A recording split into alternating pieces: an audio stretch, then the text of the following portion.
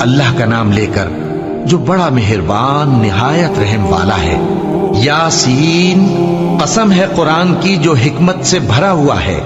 اے محمد صلی اللہ علیہ وآلہ وسلم، بے شک تم پیغمبروں میں سے ہو، سیدھے رستے پر ہو۔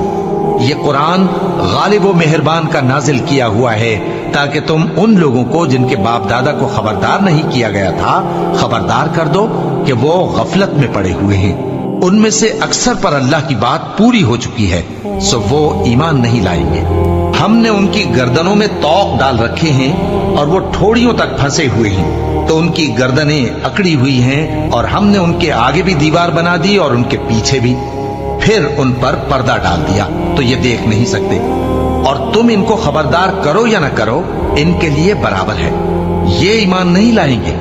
تم تو صرف اس شخص کو خبردار کر سکتے ہو جو اس نصیحت یعنی قرآن کی پیروی کرے اور رحمان سے غائبانہ ڈرے، سو اس کو مغفرت اور بڑے ثواب کی بشارت سنا دو۔ بے شک ہم مردوں کو زندہ کریں گے، اور جو کچھ وہ آگے بھیج چکے اور جو ان کے نشان پیچھے رہ گئے ہم ان کو قلم بند کر لیتے ہیں، اور ہر چیز کو ہم نے کتاب روشن یعنی لوح محفوظ میں لکھ رکھا ہے۔ اور ان سے گاؤں والوں کا قصہ بیان کرو جب ان کے پاس پیغمبر آئے، یعنی جب ہم نے ان کی طرف 2 پیغمبر بھیجے تو انہوں نے ان کو جھٹلایا، پھر ہم نے تیسرے سے تقویت دی تو انہوں نے کہا کہ ہم تمہاری طرف پیغمبر ہو کر آئے ہیں۔ وہ بولے کہ تم اور کچھ نہیں مگر ہماری طرح کے آدمی ہو، اور رحمان نے کوئی چیز بھی نازل نہیں کی، تم محض جھوٹ بولتے ہو۔ انہوں نے کہا کہ ہمارا پروردگار جانتا ہے کہ ہم تمہاری طرف پیغام دے کر بھیجے گئے ہیں، اور ہمارے ذمے تو صاف صاف پیغام پہنچا دینا ہے اور بس۔ وہ بولے کہ ہم تم کو اپنے لیے منحوس سمجھتے ہیں، اگر تم باز نہ آؤ گے تو ہم تمہیں سنسار کر دیں گے اور تم کو ہم سے دکھ دینے والا عذاب پہنچے گا۔ انہوں نے کہا کہ تمہاری نحوست تمہارے ساتھ ہے، کیا اس لیے کہ تم کو نصیحت کی گئی؟ نہیں، بلکہ تم ایسے لوگ ہو جو حد سے تجاوز کر گئے ہو۔ اور شہر کے پرلے کنارے سے ایک آدمی دوڑتا ہوا آیا، کہنے لگا کہ اے میری قوم، پیغمبروں کے پیچھے چلو، ایسوں کے جو تم سے صلہ نہیں مانگتے اور وہ سیدھے رستے پر ہیں۔ اور میں کیوں اس ذات کی پرستش نہ کروں جس نے مجھے پیدا کیا اور اسی کی طرف تم کو لوٹ کر جانا ہے؟ کیا میں اس کو چھوڑ کر اوروں کو معبود بناؤں کہ اگر رحمان مجھے نقصان پہنچانا چاہے تو ان کی سفارش مجھے کچھ بھی فائدہ نہ دے سکے اور نہ وہ مجھے چھڑا ہی سکیں؟ تب تو میں کھلی گمراہی میں پڑ گیا۔ میں تو تمہارے پروردگار پر ایمان لایا ہوں، سو میری بات سن رکھو۔ حکم ہوا کہ بہشت میں داخل ہو جا۔ بولا کاش میری قوم کو پتا چل جائے کہ میرے رب نے مجھے بخش دیا اور مجھے عزت والوں میں شامل کیا، اور ہم نے اس کے بعد اس کی قوم پر کوئی لشکر نہیں اتارا اور نہ ہم اتارنے والے تھے۔ وہ تو صرف ایک چنگھاڑ تھی، سو وہ اس سے ناگہاں بجھ کر رہ گئے۔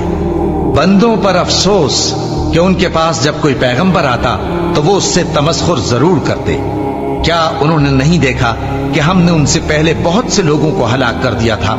اب وہ ان کی طرف لوٹ کر نہیں آئیں گے، اور سب کے سب ہمارے روبرو حاضر کیے جائیں گے۔ اور ایک نشانی ان کے لیے زمین مردہ ہے کہ ہم نے اس کو زندہ کیا اور اس میں سے اناج اگایا، پھر یہ اس میں سے کھاتے ہیں، اور اس میں کھجوروں اور انگوروں کے باغ پیدا کیے اور اس میں چشمے جاری کر دیے تاکہ یہ ان باغوں کے پھل کھائیں، اور ان کے ہاتھوں نے تو ان کو نہیں بنایا، تو پھر کیا یہ شکر نہیں کرتے؟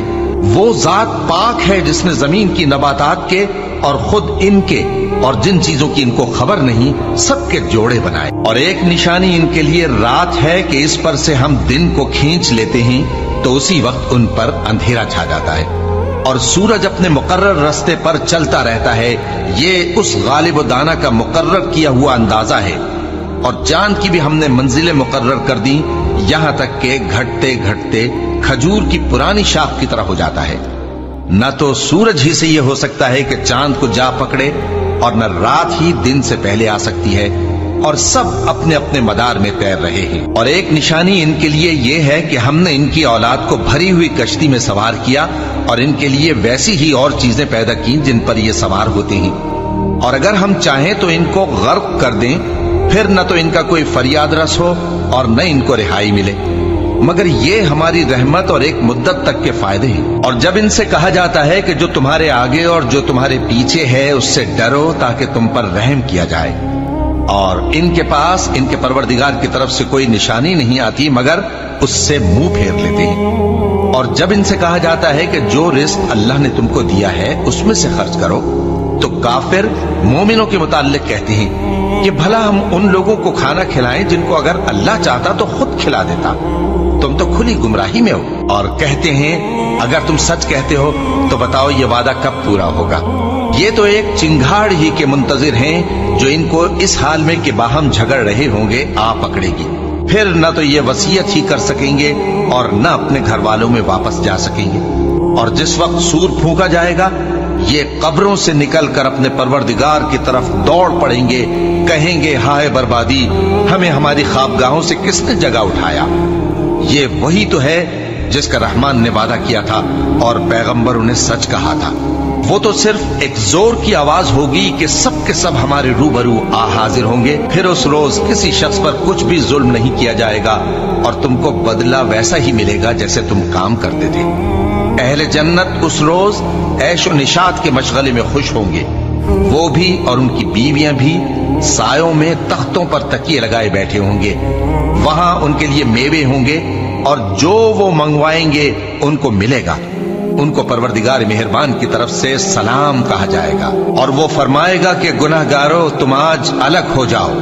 اے آدم کی اولاد، کیا میں نے تم سے کہہ نہیں دیا تھا کہ شیطان کو نہ پوجنا، وہ تمہارا کھلا دشمن ہے، اور یہ کہ میری ہی عبادت کرنا یہی سیدھا رستہ ہے، اور اس نے تم میں سے بہت سی خلقت کو گمراہ کر دیا تھا، تو کیا تم سمجھتے نہیں تھے؟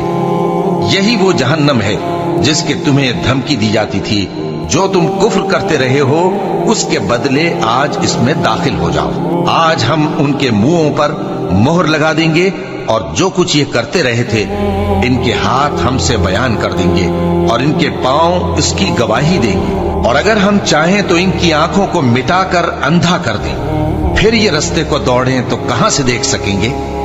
اور اگر ہم چاہیں تو ان کی جگہ پر ان کی صورتیں بدل دیں، پھر وہاں سے وہ نہ آگے جا سکیں اور نہ پیچھے لوٹ سکیں۔